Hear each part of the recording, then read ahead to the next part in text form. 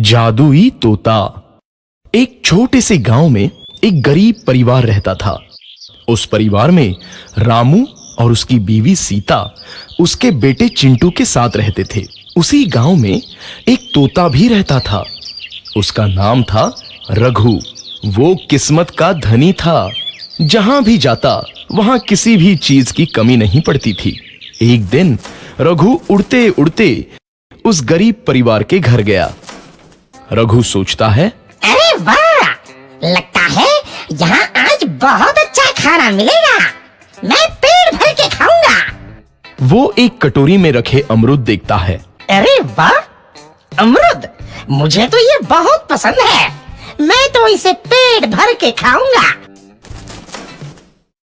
रघु तोता अमरूद खाने ही लगता है।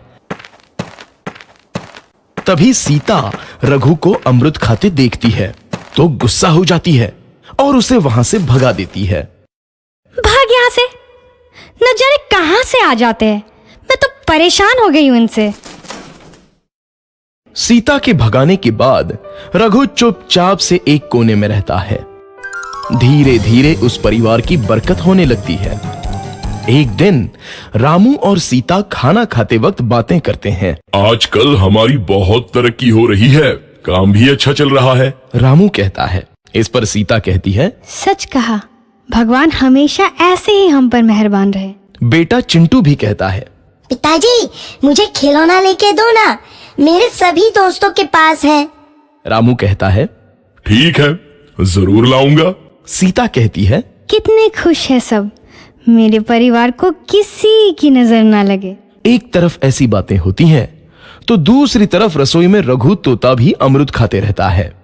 मजा आया, अमरूद खाया, मजा आया, अमरूद खाया, मजा आया।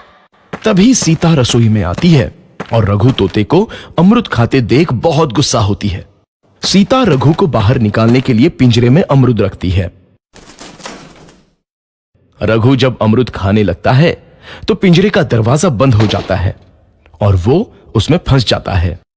मुझे बाहर निकालो, मैं यहाँ फंस गया हूँ, मुझे बचाओ। अगले दिन सीता पिंजरा उठाकर बाहर दूर उस रघु को छोड़ देती है। रघु के जाते ही उनके घर आई बरकत धीरे धीरे कम हो जाती है। उन्हें बहुत घाटा होता है। सीता कहती है, ये क्या हो रहा है, अचानक इतना कैसे बदल गया? अभी तक तो सब कुछ अच्छा चल रहा था।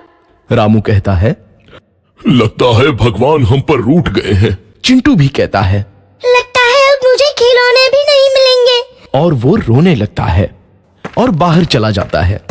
कुछ दिन बाद रघु तोता फिर से उस घर में आता है। वापस आया, मैं वापस आया, अब मैं जमकर अमरूद खाऊंगा। रघु सीधा रसोई घर में चला जाता है और अमरूद खाने लगता है।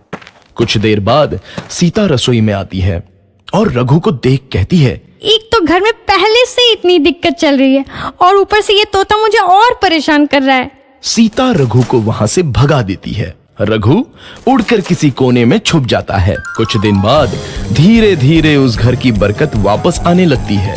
काम भी अच्छे से चलने लगता है। एक रात जब रघु तोता अमरूद खाने जाता है तो पिंजरे में फंस जाता है। ये लोग आखिर चाहते क्या हैं? एक तोते को शांति से अमरूद खाने क्यों नहीं देते? मैं कौन सा चोरी कर रहा हूँ? बस अमरूद ही तो खा रहा हूँ।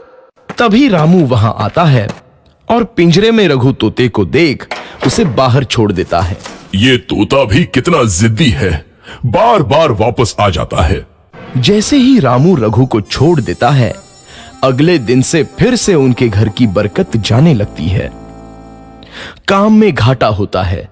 किसी को समझ नहीं आ रहा था कि ऐसा क्यों हो रहा है। रघु तोता घर आता है तो अचानक बरकत आती है और जब रघु तोता को बाहर निकालते हैं तो बरकत चली जाती है। एक दिन सीता रघु तोते के घर आने और बाहर जाने की स्थिति पर नजर रखती है। ये तोता जब भी घर आता है तो घर में बरकत आती है और जैसे ही ये घर से बाहर जाता है तो उसी के साथ बरकत भी चली जाती है। कहीं ये जादुई तोता तो नहीं है?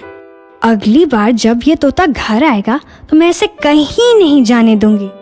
सीता रघु का बहुत इंतजार करती है, लेकिन रघु तोता दोबारा उस घर में कभी नहीं आता।